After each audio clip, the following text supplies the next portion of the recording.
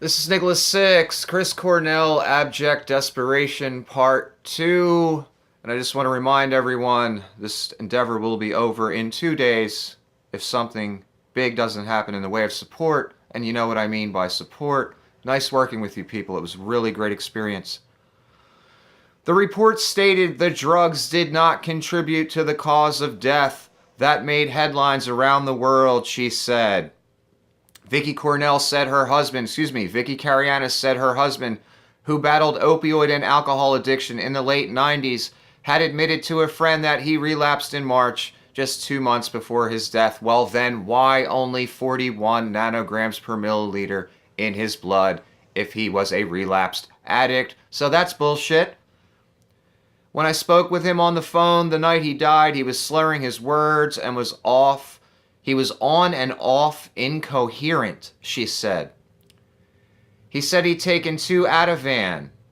His bodyguard was supposed to only give him 1 per night. Where was this before? I don't remember hearing this statement before. Why all of a sudden? Are you throwing Martin under the bus? Is that what's going on here? Like I said, abject fucking desperation. Never heard this only 1 per night statement before. Where, all of a sudden, out of nowhere.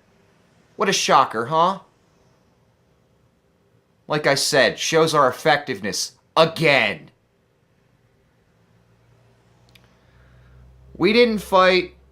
I was just upset that he took 1 more and I could hear the effect it had. I was not going to enable him. I said, what do you mean you took 2? I thought it was an extra Ativan or 2. Wasn't that the statement before? I love how these new details, a year fucking later, come out that were never spoken before. Fascinating. I wonder why these new details come out. Maybe it has to do with a certain cracker on YouTube. Perhaps. At that point, I kept asking him what else he took, but he just repeated the same thing over and over again. My ears won't stop ringing. They blew my voice out. I called for help as I was sure he had taken something else by now. I worried he could have a heart attack or a stroke. First time I'm hearing this as well. Fascinating new information. I was asking what drugs he'd taken so that I could advise for proper medical attention. Oh, you mean like a security guy, or mercenary who just loosens the band around his neck and gives him a half-ass attempt at CPR after beating him up because you hired him to kill him? Oh shit, allegedly, of course. My bad. Remember, everything I say, allegations, not court-decided fact. Conspiracy theory, the word they're going to use 87 times in this, and they did use 87 times. Your Honor. I imagine he'd taken OxyContin. New detail again. OxyContin? Where'd that come from? That wasn't on the tox. Love these new details. I recall the ambulance finally arriving after multiple calls and me pleading to the hotel to call 911. They would not, despite mine and Chris Cornell's bodyguard Martin Kirsten's efforts. Are you fucking kidding me? Now you're gonna throw the hotel under the bus? Wow, she's just throwing everybody under the fucking bus now. Everybody better fucking lawyer up, huh? She really wants that insurance money bad. She's just throwing all kind of motherfuckers under the bus. And now you're talking about your and Kirsten's efforts after you just threw him under the bus and said you instructed him only to give your husband 1 pill. Isn't that incredible?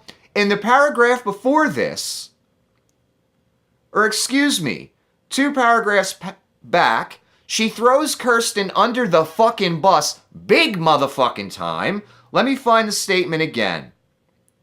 His bodyguard was supposed to only give him 1 per night. Did you hear that, Mr. Kirsten? What did I tell you a long time ago, Mr. Kirsten? You better go talk, because she's going to throw you under the fucking bus. Guess what? She just did. And then, 2 paragraphs later, she praises you, as if she never threw you under the bus. I guess you better go back to Australia or South Africa and get the fuck out of Dodge. Because look what that bitch is about to do to you. And the hotel. Amazing.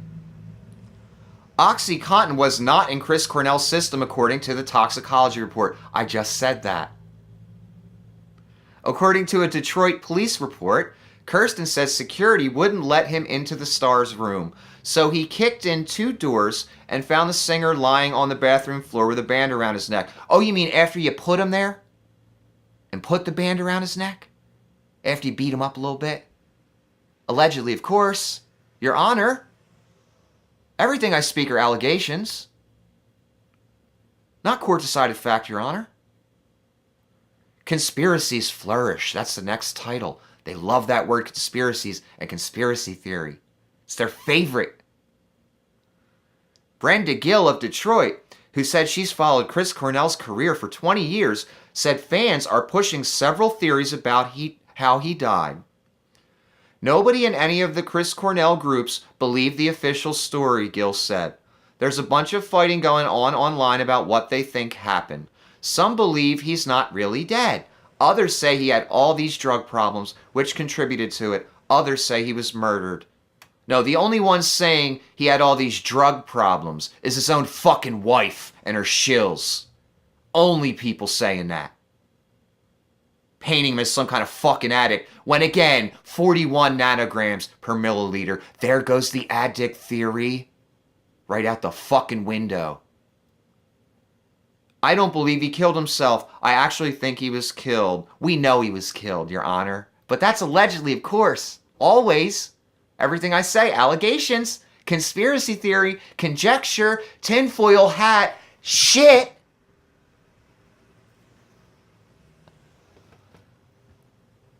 Detroit police homicide investigator Charles Weaver told the News last year he conducted a thorough investigation and found no evidence of foul play. Does a thorough investigation include Mr. Weaver not sending tests in because you were paid off before you walked in the door? Allegedly, of course. Is that a thorough investigation? Making the decision that it was suicide before you even walk in the fucking door? A man who's 6'3" hanging himself with a stretchy exercise band? With a pool of blood on the floor and blood spatter on the side of the tub? And not sending any of the tests in after that? Is that a thorough investigation? I don't fucking think so. Among the other conspiracies, there's that word again, floated online is that Vicky Cornell is trying to get medical examiners to change the cause of death. That's exactly what she's trying to do. That's what this whole article is. That's what the trip to Detroit was. Try and legally pressure a man with impeccable credentials into changing his ruling, as if you have the fucking clout to do that. You ain't fucking nobody. That man has credentials. Your people don't. That's simple, and the tox shows the truth no matter what lie you try and fucking tell. And here's our favorite person about to be mentioned. Among the other conspiracies floated online is that Vicky Cornell is trying to get medical examiners to change the cause of death so she can cash in on the rock star's life insurance money. Who's saying that? I don't know. Maybe it's that cracker on YouTube again that's not effective. Just a guy in a hotel room. That's what all the Judases say, right? That's what the opposition said, right? They don't say that no more, though. They literally talk about me on fucking mainstream press. How did that happen? I don't know. But it ain't worth supporting, right? It's just a TV show. So she can cash in on the rock star's life insurance, but her attorney, Jeffrey L. Schulman, insisted that's not the case. Oh, you mean the guy she called minutes after her beloved husband's death? When normal women who lose their husband are so catatonic and distraught they can't even get the fuck out of bed or up off the floor? She was able to call an insurance attorney right away, as if nothing happened, trying to cash in on that insurance money. The exact opposite of what she's alleging here. Shocker. Shocker. And they admitted it in their own words in print on Alt Nation. that phone call took place minutes after her husband's death. She wasn't catatonic or distraught or anything like that. She was on the phone to an insurance attorney. Hey, come on over. Let's get this ball rolling. We've been planning it for a while. Allegedly, of course, Your Honor. This has nothing to do with money, plain and simple. Get the fuck out of here. He said, it never has. That's why she was on the phone to you minutes after, right? Because it had nothing to do with money. The fuck out of here, you 4'9" bastard. The family will receive a total of $0 if the medical examiner's report is corrected. The notion that finances are involved is totally false and made up by conspiracy theorists who have no knowledge of the actual facts. Bullshit, Mr. Weasel Attorney. She wouldn't be doing this right now. Up to a year later on mainstream media, she wouldn't have went to Detroit with your weasel ass if that was the truth. Bullshit. They wouldn't have mentioned the insurance money in the article if it wasn't for me. If it wasn't for the cracker on YouTube, this article probably wouldn't even be here right now. The barbiturates that weren't prescribed, that little detail wouldn't have been there either. We wouldn't be getting new details by the day a year later if it wasn't for the conspiracy theorists. And we know who they're really talking about when they use that phrase, what specific person they're talking about, don't we? Vicky Karayanis insists her husband was not depressed and would never have killed himself without being impaired by drugs. No, he wouldn't be dead, let's put it that way, without you hiring a mercenary to kill him for insurance money. Allegedly, of course. But I'm just a conspiracy theorist, so who gives a fuck what I say, right? My husband had no intention of leaving this world, she said. We know that. You had him killed, allegedly, of course. He did not have control of his faculties due to toxicology, perhaps even exacerbated by other factors, including a head injury, which was referenced in 2 EMS reports that were left out of the autopsy report. Oh my God, she's going the head injury route.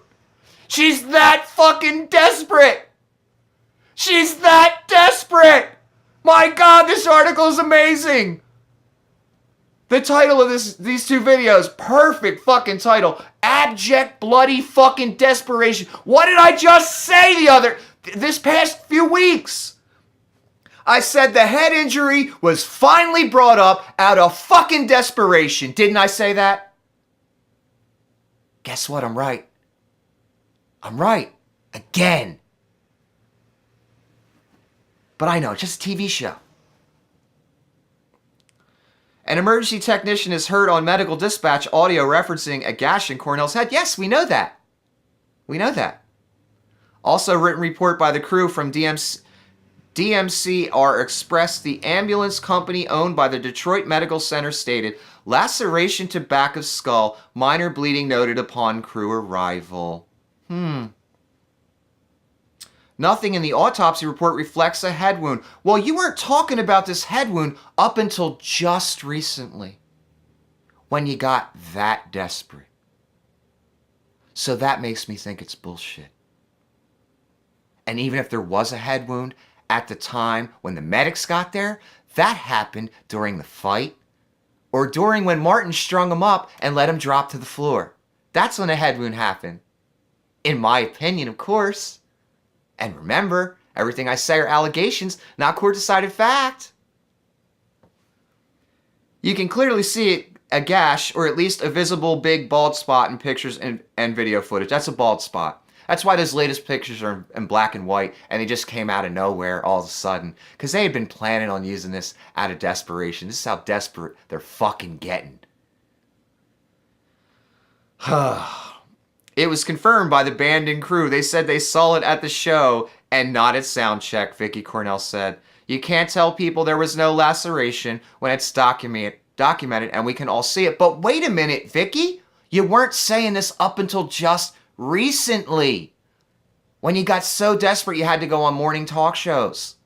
Now you want to bring up the head wound. I find that fascinating. Vicky Karayanis said she believes the wound happened after sound check because she said his bandmates didn't notice anything wrong before then. I'm thinking it happened up in the hotel room. I'm thinking when your buddy Kirsten, who you just threw under the bus like a motherfucker, dropped him to the floor, that's when it happened. But, that's conspiracy theory, allegations, conjecture on my part. Schulman, the Weasel attorney, I added that part, said the suicide ruling was made prematurely, within hours of his death before they received a toxicology report, before talking to his family and despite the head trauma. But Mr. Weaver didn't notice the head trauma. The death was deemed a suicide. Well, that's what you guys wanted it deemed. You didn't want it deemed murder, because then you'd all go to fucking jail. Allegedly, of course. These pieces didn't fit on May 18, 2017, and they don't fit today. Well, you didn't talk about a lot of these pieces till just recently. That's what I find fascinating. 1 + 1 has never equaled 2 in Chris Cornell's death. No, 1 + 1 has never equaled 2 in your bullshit narrative. You and the Black Widow, your bullshit narrative, that's where 1 + 1 doesn't equal fucking 2. Schulman pointed out the U.S. Centers for Disease Control and Prevention lays out criteria a medical examiner should use when ruling a death a suicide. Maybe he should have ruled it a murder. I see Mr. Weaver's been thrown under the bus as well in this article. Did you notice that, Mr. Weaver? I bet you did. A lot of people thrown under the bus here. Kirsten Weaver, the hotel, medical examiner. But he's been thrown under the bus for a long time. Before ruling a death a suicide, the CDC says there should be prior expressions of intent to commit suicide. But wasn't Chris depressed and an addict and stuff like that? Isn't that how Vicky was painting him? Prior attempts or threats, preparation, rehearsal, or researching the fatal behavior, he said. None of those criteria were found here. It's awful interesting that he's saying this after a year, too. I don't remember the Weasel lawyer saying this before. The insurance lawyer. I don't remember him saying this before. Funny how it just comes up now. Nobody ever interviewed Mrs. Cornell or anyone close to Mr. Cornell, Schulman said. Nobody asked to look at his phone or computer. Well, that's because they gave it back to you, because that's what you guys wanted at the time. Now it's blown up and backfired in your fucking face. And you want to throw Mr. Weaver and the investigation under the bus. I can't believe this.